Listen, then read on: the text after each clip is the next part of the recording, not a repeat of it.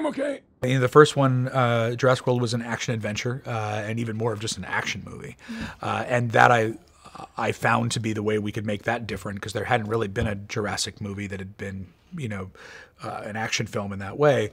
But I think one of the ways to keep audiences intrigued and coming back is that whatever you feel the audience would be wanting after one film, to make sure that the next one delivers on that. And this is much more of a suspense horror thriller, especially in the second act, second half. The first half has that adventure, and it has all the things that we love, and there's big dinosaur fights and a volcano and all that stuff. But it goes to a very different place, and I think it's one that the audience is going to want to.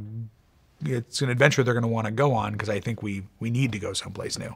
How did hiring Juan Antonio Bayona help that vision, or changed it? Well, it gave Derek and I someone to write for, and we wrote a different movie than we would have written for me to direct.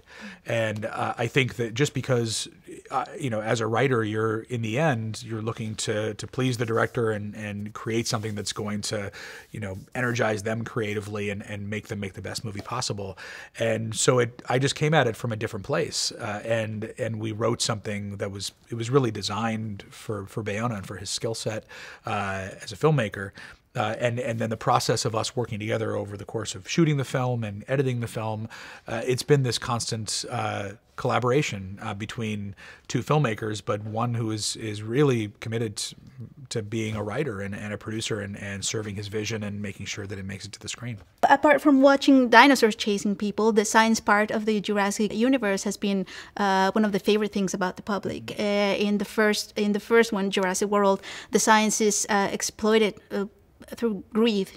The science part here, how are we gonna see that part? Well, I think that this one is moving into a space that I think it's allowing Ian Malcolm's worst chaos theory nightmare to come true, and we're seeing that the greed in the first one was corporate, and in this one the greed is a bit more rogue and a bit more private, and we're really seeing how far certain people will go in order to make money, to exploit animals specifically, in order to make money. And there's a cruelty and an inhumanity that certain humans are capable of that constantly shocks me. This was a movie that I think we were able to tap into that a little bit more.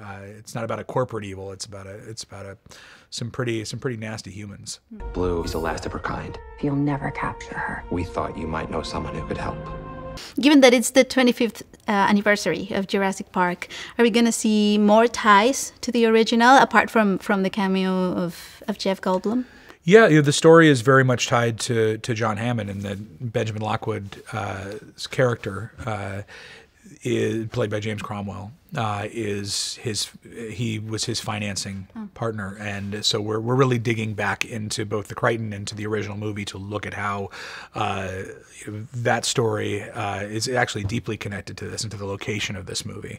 That you've seen in the first film, you've probably seen that little girl who's in front of what looks like a museum. That's actually that is the house that Lockwood lives in, where the first mosquito blood was pulled from amber in this space, and so we're making sure to keep it connected narratively. Was bringing back Laura Dern and Sam Neill part of any conversation during? Yes, all the time. Bringing back Jeff Goldblum and where B.D. Wong fits into this. The choice that was made very early on was to focus on introducing our new characters, and then to really be able to layer in the other characters in a way that felt organic over the course, but to not do something that was going to create a push and pull between these old characters that we love and eclipse the new characters who we need to build into people that we care about. And I feel really good about where we end up in this movie and how much we do care about these people. I think it's going to give us an opportunity to potentially see some familiar faces.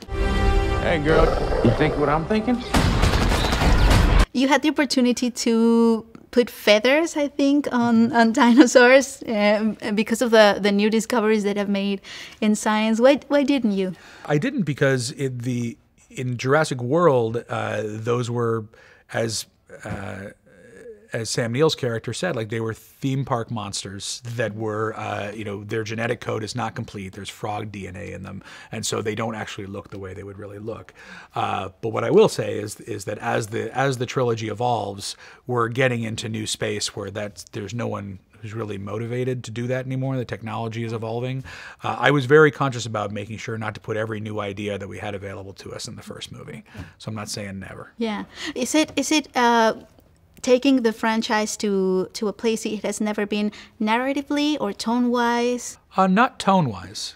Tone, I think we need, there's a certain kind of tone in the Jurassic movie that I think people are very connected to and that's unique to it.